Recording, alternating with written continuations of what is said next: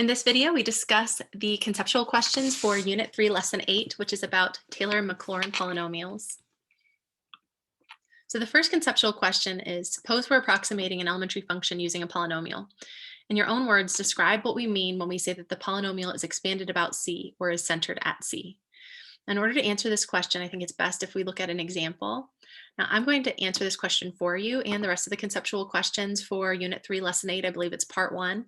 But what I'd really like you to do, again, is put these answers in your own words. We want to make sure that you understand this. Feel free to paraphrase what I've said.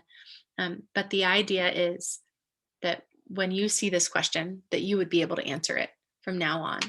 And if you can't, that means you really have to go back and study and then think about all of these ideas that we have been studying for the past few weeks. Okay, so here is an example. Let's say we have y equals 1 over 1 minus x. Well, in Unit 3, Lesson 7, we said, hey, that kind of looks like a over 1 minus r. So if this is a over 1 minus r, where a is 1 and r is just x, that can be written as a geometric power series.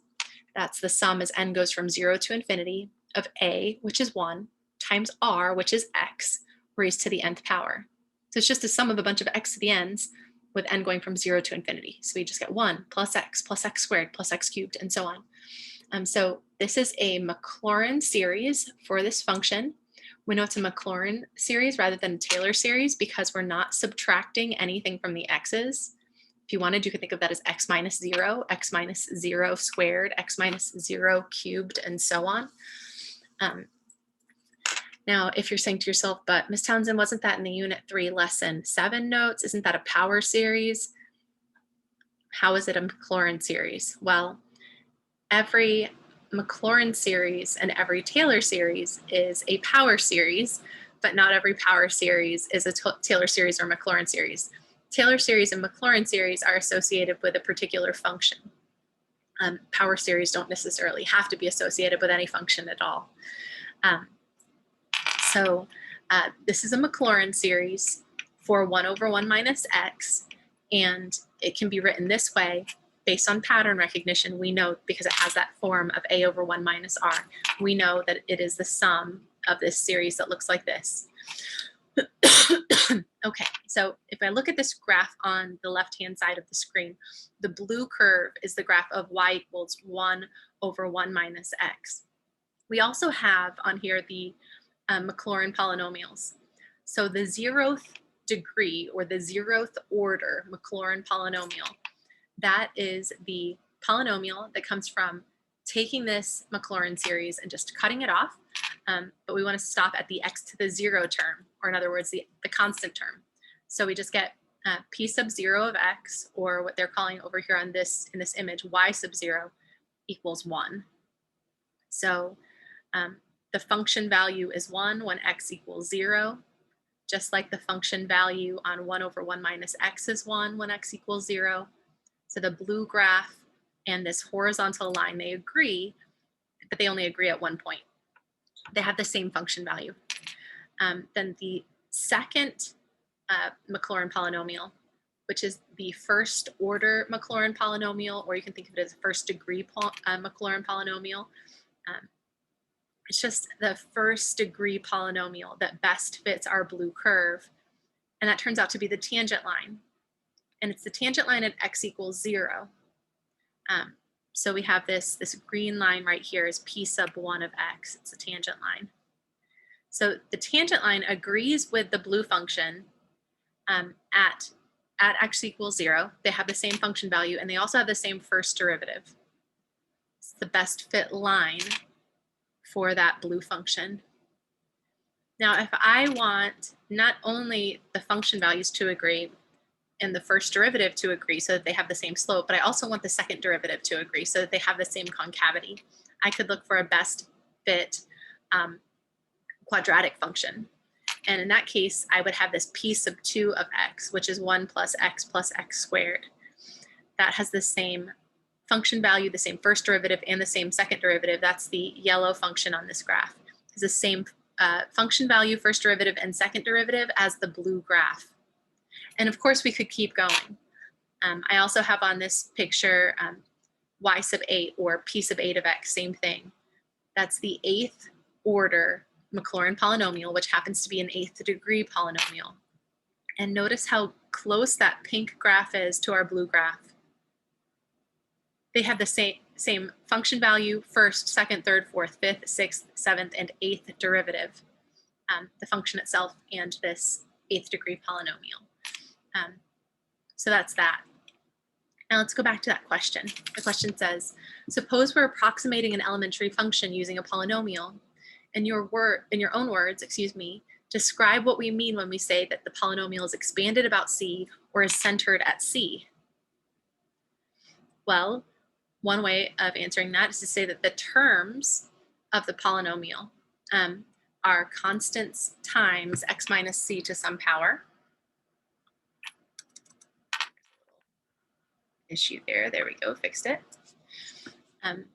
Another thing that you might notice is that here these are all centered at 0 because the terms in this polynomial are x minus 0 to some power, so c equals 0.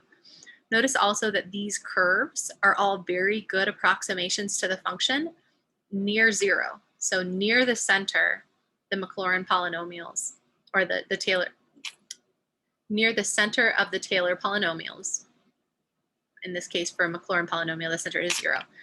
Those functions, those polynomials, are very good approximations to the function that we started with. Okay, second question says, what is the relationship between a generating function f and its nth order Taylor polynomial centered at x equals c? And in general, I always say that they're just good approximations.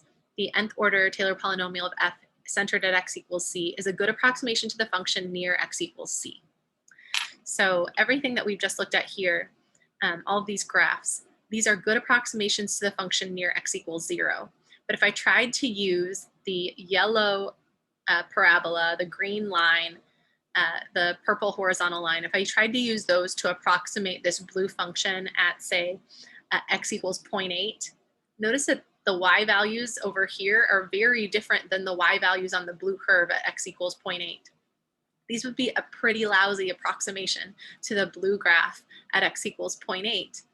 But if I'm really close to x equals 0, maybe it looks like between x equals 0 and x equals, say, 0.2 or so, the quadratic Taylor polynomial is a good fit.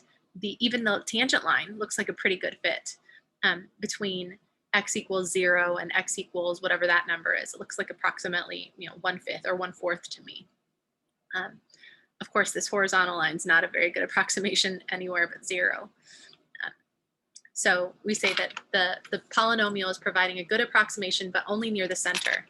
Now, if you're looking at this and saying, but what if I want an approximation to the function near 0.8, x equals 0.8? What should I do? Well, then rather than centering your series at x equals 0, like we did over here, and then looking at the polynomials, we should center it somewhere else. We should center it at 0.8. And then we would have functions, polynomial functions that approximate our function near x equals 0.8 to pretty decent accuracy. And then more specifically, you should know that f and its nth order Taylor polynomial have the same function value and derivative values up to the nth derivative at x equals c. So that's a little bit, that's a lot to say in one sentence. So I've written it out here in simples.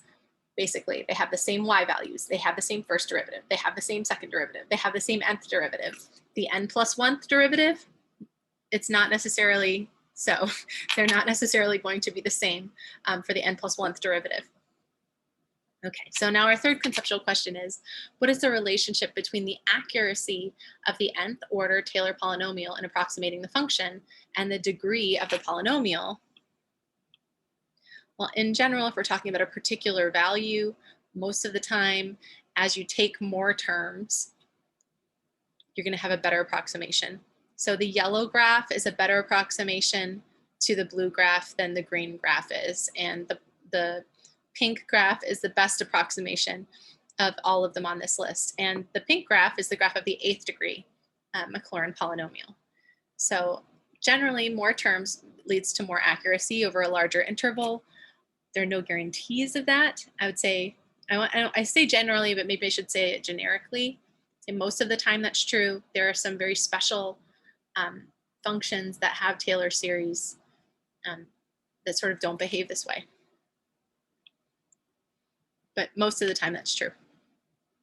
Okay. And then it says, how do you find a function's nth order Taylor polynomial centered at x equals z? There are two ways to do it. If it's geometric, it's easy. If it's not geometric, it's a little less easy, but you can do it either way. So here is what we do if it's geometric. If we have a function that looks like a over 1 minus r, then we can write it as this series, the sum as n goes from 0 to infinity of a, which is a function of x. That's not a times x. That's a function notation for a of x, times r, which is a function of x, raised to the nth power. If f can be written in this form, then it converges to this as long as the absolute value of r of x is less than 1. So you need to make sure that you have that, you keep that in mind.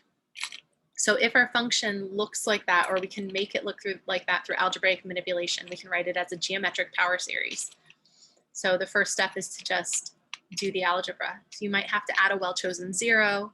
You might have to multiply the numerator and denominator by a constant. You might have to divide. If there was, say, a 3 here and I wanted it to be a 1, I'd have to divide the numerator and denominator by 3, for example. And once you do that, once you have that function of x over 1 minus a function of x in the denominator, then you just identify a and r and you just substitute into this formula. And that will be the geometric power series for your function. And your function will converge, or the series will converge to the function values as long as the absolute value of r is less than 1. Now, if you are trying to find the Taylor series generated by a formula this Taylor series generated by a function, and your function does not match this pattern, and no amount of algebra is going to make it look like this, like maybe your function is a natural log. I'm not going to make it look like that. Well, maybe I could if I took the derivative, but you get the idea. If you have some function over here that does not look like this, and you can't make it look like that through algebra, through differentiating, through anti-differentiating, we've just got a function, and you want to find its Taylor series. You could just use the formula for a Taylor series. So this is the nth derivative of the function evaluated at the center over n factorial times x minus the center raised to the n. Now the center is going to be a number. Someone's going to have to tell you that. If it's a Maclaurin series, the center is 0. Otherwise, they're going to say c equals 5, c equals 1/2, c equals -2, and you're just going to plug that in. So the way I use this formula is, first I am focused right here. I'm focused on this numerator here. I find a pattern for that nth derivative. Everything else stays exactly the same. Every Taylor series is going to have that n factorial in the denominator, x minus c to the n, multiplying these derivatives, but the derivatives are different from function to function. So what you need to do is you need to find a pattern for the nth derivative. So usually we just take first derivative, second derivative, third derivative, and we look for a pattern. I like to note the factors that stay the same as I differentiate, write those down, and then note the factors that change as I take the derivative. And then I want to identify the relationship between the changing factors and the derivative itself. So I might notice that I have, a 3, and then I have a 3 times 4, and then I have a 3 times 4 times 5, and I have the 3 times 4 times 5 times 6 as I take more derivative.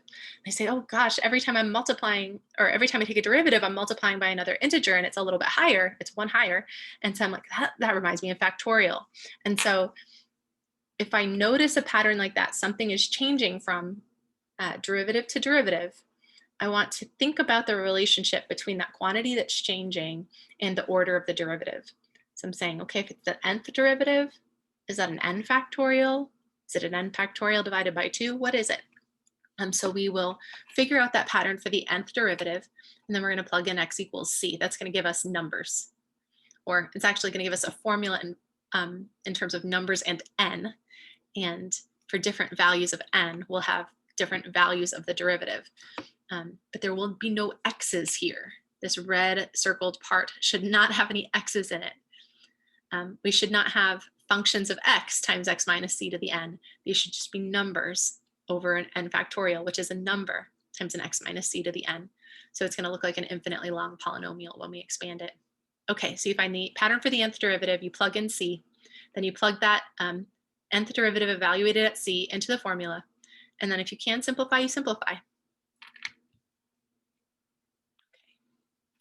Then the last conceptual question for Taylor series is this. It says, how can we determine the accuracy of an approximation of f using its nth order Taylor polynomial?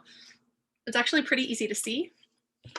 You can see that the blue function and the approximations, the pink function, the yellow function, the green function, and the purple function in this picture, they do not have the same y values all the time. They all have the same y value at x equals 0, but beyond x equals 0, there's a little bit of a discrepancy between the function value and the approximate values given by these polynomials. The difference between the function value for the polynomial that we're approximating with and the function value for 1 over 1 minus x in this case, f of x, the difference between those is the error. And that's going to define the accuracy of your approximation. You want to know, like, how much are you off? What is the error?